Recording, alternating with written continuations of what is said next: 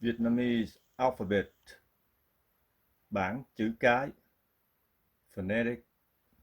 is how it sounds, ngữ âm. A a b b c c d d d d f g g h i j j k k l l m m n n o